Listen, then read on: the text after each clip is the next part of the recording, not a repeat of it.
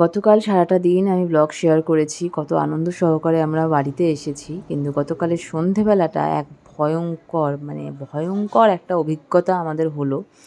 যেটা ভাবিনি কখনো এরকমভাবে হবে। আমি গতকাল সন্ধেবেলায় আমার দাদা চলে গেল বাইরে, বাবা চলে গেল ক্লাবের একটা মিটিংয়ে। আমি পকোকে নিয়ে শুনকির সঙ্গে দেখা করতে গেছিলাম। হঠাৎ করেই মার ফোন আসে আর মা আমাকে বলছিল, "বাড়িটা খালি তো তোরা আয়। পকোকে নিয়ে আয়, অনেকক্ষণ হয়েছে আমি একা একা আছি।" এবার এই বলতে বলতেই দেখছি হঠাৎ করে মা ফোনের মধ্যে কান্না শুরু করেছে। নর্মাল গলা থেকে হঠাৎ করে একটা আতঙ্কের গলা। ইভেন কী হয়েছে সেটাও বলতে পারছে না, শুধু কান্না, একটা কান্নার মধ্যে একটা আতঙ্ক ভরা চাপা কান্না। আমি ভেবেছি মা হয়তো কিছু একটা দেখেছে, যেমন আরশোলা, ইঁদুর এগুলো দেখলে পরে মা মাঝে মধ্যেই এরকম একটা রিঅ্যাক্ট করে। আমি স্পিকারটা অন করলাম, তখনই হঠাৎ শুনতে পাচ্ছি সবাই মিলে যে মা বলছে, "সাপ, সাপ আছে ঘরের মধ্যে।" এবার ঘরে যেহেতু কেউ নেই, চারপাশ থেকে লক করা, ঘরের ভেতরে মা আর সাপ। এটা শোনার পর যে আমাদের কী হচ্ছিল জাস্ট বলে বোঝাতে পারবো না। তখনও আমরা জানি না যে মার কন্ডিশনটা কী। আর এই যে মুহূর্তটা, এটা কিন্তু প্রায় ১ থেকে ১.৫ ঘন্টা পর, যখন সবাই মিলে অনেক সাহস দেওয়ার পর মা দরজা খুলে বাইরে বেরিয়েছে। তার আগে অবধি একটা ঘরের দরজা চারপাশ থেকে বন্ধ করে মা নিজেকে আটক করে রেখেছিল। আর সেটাই আমরা ভাবছিলাম যে হয়তো একই ঘরে মা আর সাপ দুজনেই আছে। তো যাই হোক, বহু কষ্টে এই যে বাবাকে আমি তখন ফোন করি যে, "মা এরকম, এরকম বলল যে ঘরের ভেতরে সাপ, তো তুমি তাড়াতাড়ি আসো।" বাবা যেহেতু মিটিংয়ে ছিল, মিটিংয়ে ক্লাবের সবাইকে নিয়ে বাবা একবারে চলে এসেছিল। এই যে আমার বাড়ির সামনে পুরো বাইকের ভিড় জমে গেছিলো। রাস্তা দিয়ে তখন গাড়ি যাওয়ার আর জায়গা ছিল না। আর মাকে বের করার পরে এই হচ্ছে মায়ের তখন হাসি মুখ।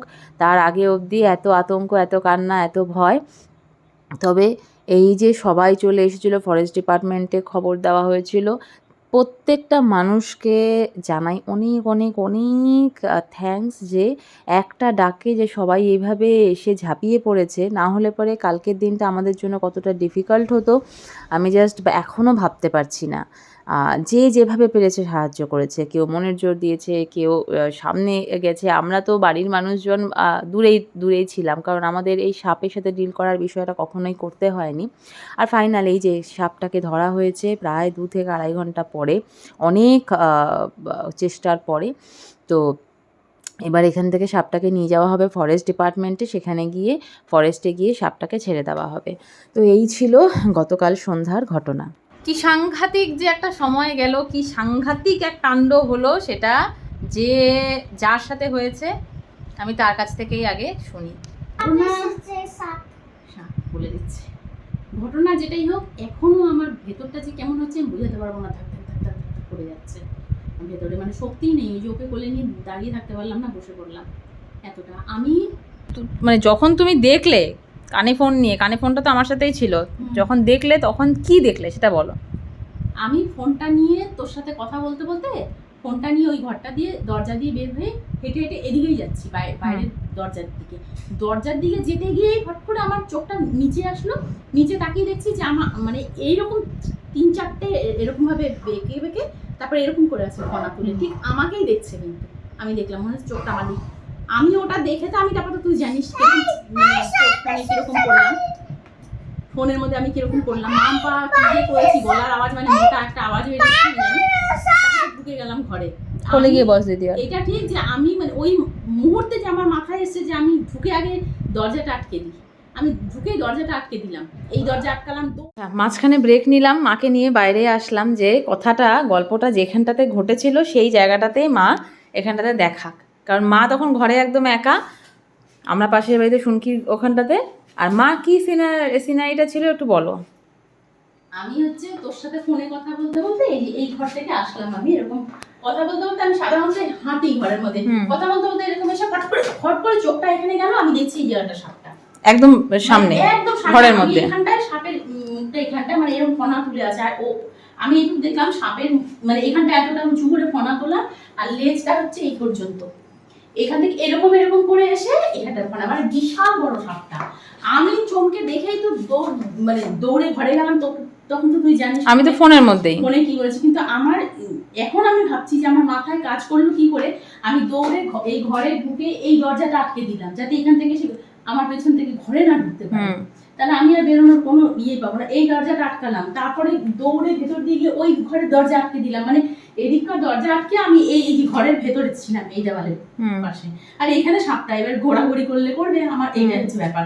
এবার তারপরে তো তোকে আমি বললাম যে মাম্পা সাপ, এই সেই ওই জানলা খুললাম, শুনকির ঘরের জানলা খুলতে বললাম যে আমার ঘরের জানলা আর শোভনার ঘরের জানলা দিয়ে তাহলে দেখতে পাবো। এখনো হাঁপাচ্ছি, ভাবতে গেলে আমার মানে এখনো ভয় লাগছে। তারপরে জানলা দিয়ে সব বললাম যে এই ঘটনা, মানে আমার যে এরকম হবে এটা আমি কখনোই ভাবিনি না। আমি না মাঝে মাঝে, এটা সত্যি কথা এখন বলি, আমি মাঝে মাঝে ভাবি যে আমি ধর খাটের মধ্যে বসে আছি, ফট করে যদি দেখি মেঝেতে সাপ, আমি কি করব? আমি একা থাকি ঘরে, কি করব এরকম ভাবি, কিন্তু এটা যে সত্যি হবে এটা আমি সেটা নিয়ে ভাবতে পারছি না যে এরকম সামনে দেখবো। তারপর তো যাই হোক, এবার লোকজন চলে আসলো জানলা দিয়ে, সবাই আমাকে বুদ্ধি দিচ্ছে যে তুমি দরজাটা একটুখানি ফাঁক করে দেখো, যদি না থাকে তাহলে বের হও, আর নাহলে কারণ আমরা তো কেউ ঢুকতে পারছি না, কেউ ঢুকতে পারছিস না, তোর সবাই বলে যাচ্ছে একই কথা, দরজাটা খুলে একটু দেখো, না থাকলে বের হও, থাকলে আবার দরজাটা আটকে দাও। এবার আমি যেহেতু দেখেছি ওটা, আমার মনে হচ্ছে দরজাটা খুলে সাপ তো এত মোটা হয় না, আমি এতটুকু ফাঁক করলে ওখান দিয়ে তো ঢুকে যাবে। যদিও দরজার সামনে থাকে, তাহলে আমি এটা খুলবো যে সাপ করে ঢুকে যাবে, তো আমি কি করব? ঢুকে তো ছবল মারবে। তারপর তো যাই হোক, এই করতে করতে এই জানলা ওই জানলা দিয়ে সবাই তো, তুই তো এই বাইরের রাস্তার দিকে আসিসনি, রাস্তার দিকে জানলা খুললাম, এখান দিয়েও সবার সাথে কথা, সবাই বলছে জানলা খুললো, জানলা খুলে যাই হোক কথা হলো। আমি এই যে রাস্তার দিকে এসে একটাই কথা বললাম, খালি বাবি আসলো, বাবির মাথায় হাতটা দিয়ে আমি বললাম খুলবো, কিন্তু অ্যাম্বুলেন্স এনে রাখো, যদি আমাকে ছবল মারে, প্রত্যেককে বললাম ছবল মারলে ফটাফট আমাকে নিয়ে শিলিগুড়ি, ছেলে বিয়ে দিইনি এখনো, এই নিয়ে একটু হলো, সবাই সাহস দিল। দিয়ে বাবি বললো মা আমি ফোন ধরে রাখবো, তুমি ফোন কানে নিয়ে যাও, দরজা খোলো। ওর সাথে কথা বলতে বলতে আমি মানে দরজাটা খুললাম খুব সাহস করে, অনেক মানে ইসেতে সাহস সঞ্চয় করলাম, করে দরজা খুলে দুপাশে এভাবে দেখলাম, বাবি বলে যাচ্ছে দুপাশে দেখো, দরজা খুলে এদিক ওদিক দুপাশে দেখলাম, না দেখা যাচ্ছে না, আর তারপরে এদিক ওদিক তাকালাম, তাকিয়ে তারপরে দৌড়ে গিয়ে দরজাটা খুলে কুয়োর পাড় দিয়ে বের হলাম। আমার না তখন থরথর করে কেঁপে যাচ্ছে। তারপরে এগুলো তো আমি আবার ভিডিও করলাম, আমি ওখানে বলতে পারবো না, আমি খালি বললাম হাতটা কেউ ধরবে একটু, মানে কুয়োর পাড়টা তো নিচু, ওপরে তো উঠতে হবে আমাকে, অন্ধকার কিছু বুঝতেও পারছি না, আমি আমার হাতটা কেউ ধরবে, একটু উঠাবে আমাকে, তারপর হাত ধরলো, উঠলাম, উঠে রাস্তায় চলে গেলাম। আর এই সেই দৃশ্য যখন মাকে ফাইনালি অনেক সাহস জুগিয়ে বাইরে বের করা হলো। এবার আসি এই সাপের কথায়। এই ছিল সেই সাপ যাকে মা একা ঘরে এত সামনে থেকে ফনা তোলা অবস্থায় দেখেছে। মানে আমরা যতই সাহস দিই না কেন, সেই জায়গাটা যদি আমরা থাকতাম, আমরা জানি না এতটা সাহস পেতাম কি না যে আবার দরজা থেকে নিজেকে আনলক করে বাইরে বেরিয়ে আসার। কারণ সাপটা কোথায় আছে মা নিজেও ভেতর থেকে জানতো না। এখনো পর্যন্ত সাপটা কোথা দিয়ে ঢুকেছে, কিভাবে ঢুকেছে, এগুলো কিছুই আমরা জানতে পারি। ব্লগটা শেষ করার আগে আবারও সবাইকে অনেক অনেক থ্যাঙ্কস জানিয়ে আজকের ব্লগটা আমি শেষ করছি।